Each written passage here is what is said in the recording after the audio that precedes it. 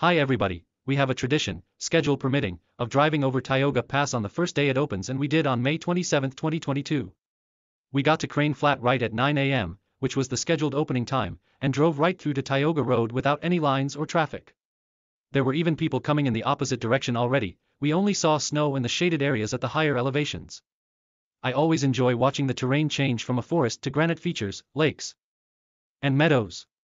There is still road and parking area construction going on in Tuolumne Meadows, but I am looking forward to having more places to park in the future. There are more parking areas open now compared to last year when they had all of them closed at the same time, which made it very hard to hike in Tuolumne. The Tuolumne store and grill were not yet open, but it looked like they are getting it ready. The lack of snow even at the exit of the park was very surprising. Tioga Pass, reaching about 10,000-foot elevation, is the highest road in California. In the past, I remember driving on the first day it opened and having walls of snow that were higher than the car on both sides of the road and seeing people cross-country skiing in the meadows. It was nice passing the lakes and seeing that they were all at high capacity. A useful tip to know is that there is a water spigot on the way up from Lee Vining just before the ranger station that you can fill up on drinking water.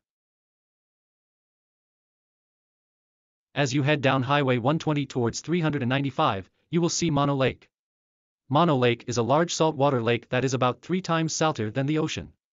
It is unique and is very important to many types of birds' migrations.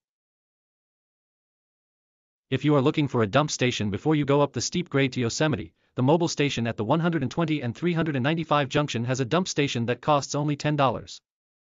Also, you should fill up on gas before entering Yosemite. Even though the price of gas in the eastern Sierras is currently the highest in California due to it being remote, there are even fewer places to fill up on fuel inside Yosemite. There are only 2, yes I said only 2, gas stations inside all of Yosemite, which is the size of Rhode Island. There are no gas stations in Tuolumne Meadows or in Yosemite Valley. The only gas stations are in Crane Flat and Wawona, though try not to rely on them completely. I have, on numerous occasions, gone to the Crane Flat gas station and found that it was out of fuel. I am serious, we had to go outside of the park to get diesel because the Crane Flat gas station was out of fuel. You should not let yourself run below half a tank, especially when you are staying inside the park. If you run out of fuel, you will not have any cell service to call anyone to bring you a can of fuel. You would have to rely on a good Samaritan helping you out or a ranger passing by and noticing you. We did a short hike along the meadow to Pothole Dome.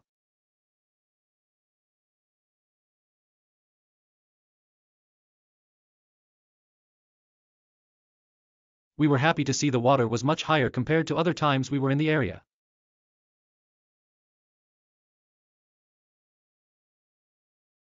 I am a Yosemite local and have lived in the area most of my life.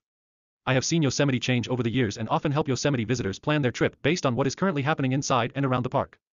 I absolutely love the park and often see beautiful sights that others would call once-in-a-lifetime experiences. I'm not a photographer or carry any special cameras, but I always have my phone on me and often snap pictures as I am out and about. I hope you will find my tips about visiting Yosemite useful, and I would love to share Yosemite in the way that it should be.